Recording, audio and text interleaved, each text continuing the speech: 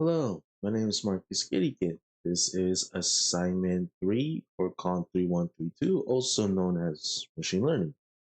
And for this assignment, we are given we're given multiple code cells for us to run. And but first I need to install a module in my VS Code called Skissit image, which is a necessary package and library for this assignment. Now, I'm using VS Code and not Google Colab, so everything in here is in VS Code. So I'm going to import the image,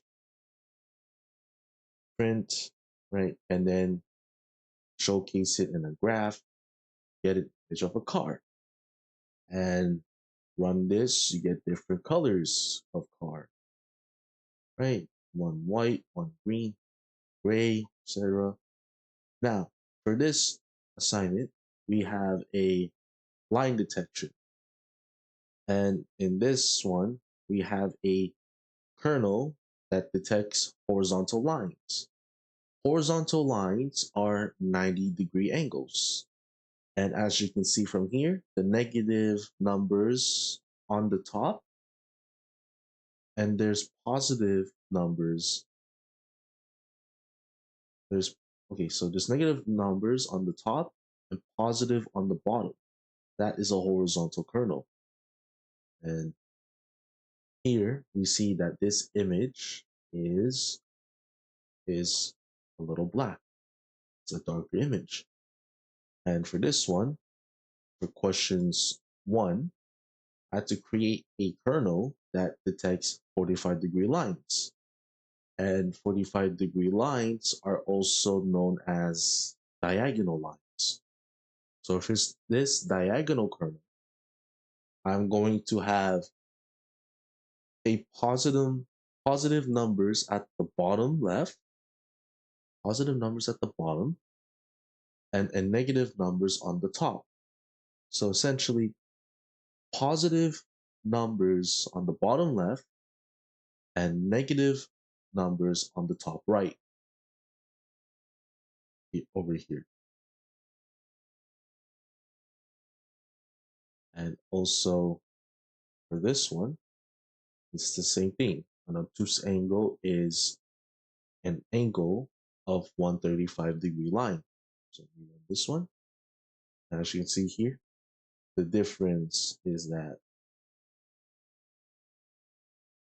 So for this one, for an obtuse angle kernel, it's going to be negative top left and positive bottom right. So it's the opposite.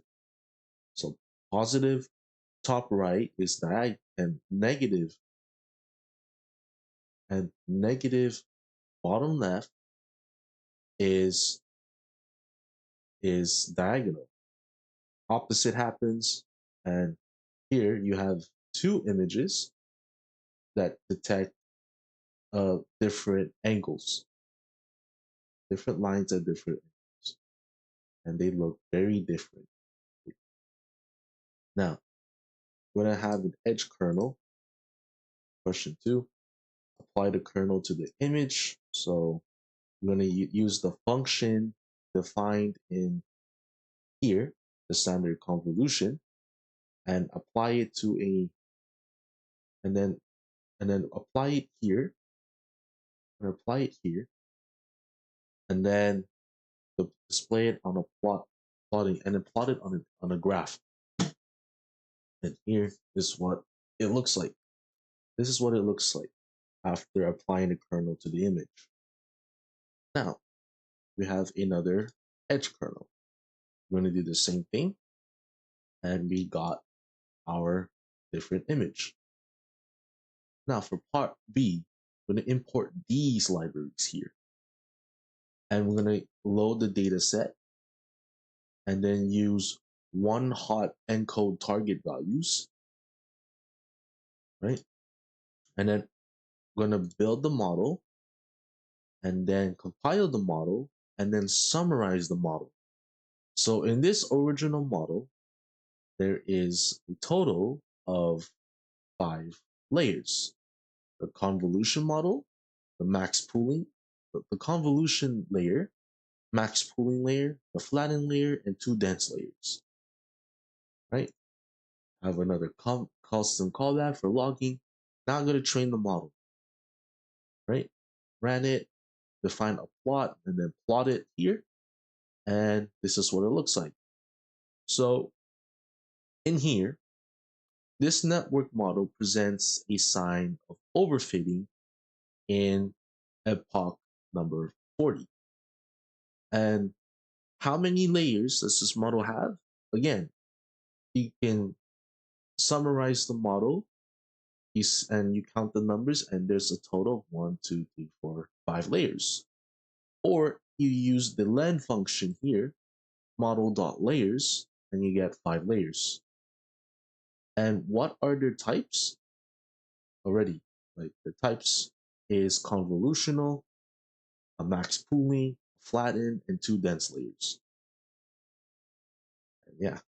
So what is the purpose of each of those layers?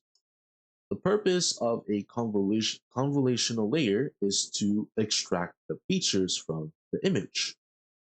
And the purpose of the flattened layer is to flatten the image.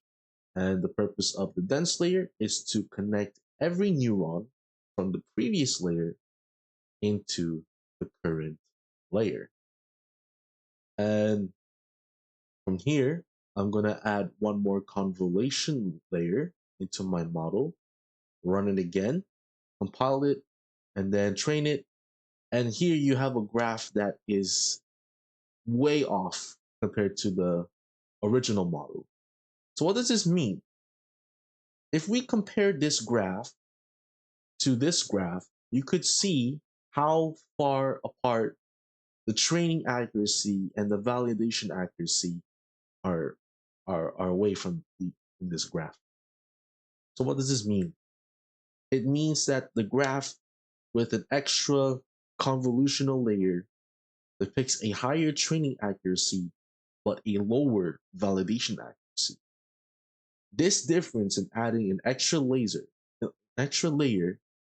causes the model to overfit way earlier compared to the original model, which means the model memorizes the training data perfectly, but the model cannot generalize well and performs poorly on new unseen data.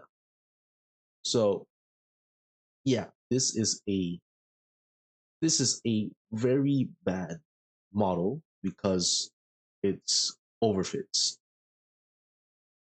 So it overfits way earlier compared to the original. That's why it's not as that's why it's not so good. And now I'm gonna add a dropout layer and run it. So I added a dropout layer here of 0.2, compile it, train it again, and now we have a better looking graph compared to the second one. And why is it what is that? How did dropout layer uh how does dropout layer work? So the purpose of a dropout layer is that it regularizes the network by randomly dropping out a percentage of the input units during training. This helps prevent overfitting and improves generalization. And because overfitting happens when your model is excellent at learning the peculiarities of the data set, but fails miserably when presented with new unseen data. So dropout with having it regularize the network by randomly dropping out percentage, it helps solve this by randomly it helps solve this problem of overfitting and forces the network to learn more robust generalized features. And now you have an accuracy on the graph where the training and validation accuracy is really close at the beginning and then slowly part away. But this is a way better graph than this. So, what does this mean? So, this means that if we are adding an extra layer into our model, we have to be cautious of overfitting it. Because if our model overfits, that means it only perfectly recognizes the training data. But for real life machine learning on a research, training data should not be the only thing to factor when creating a model.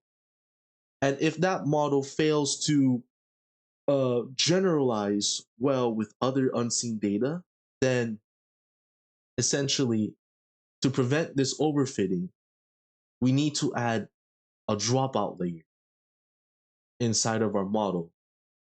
And that creates a model of that creates a model that generalizes well with unseen data. And yeah, that's it. That's the whole thing about this assignment. Thank you for watching. Have a good day.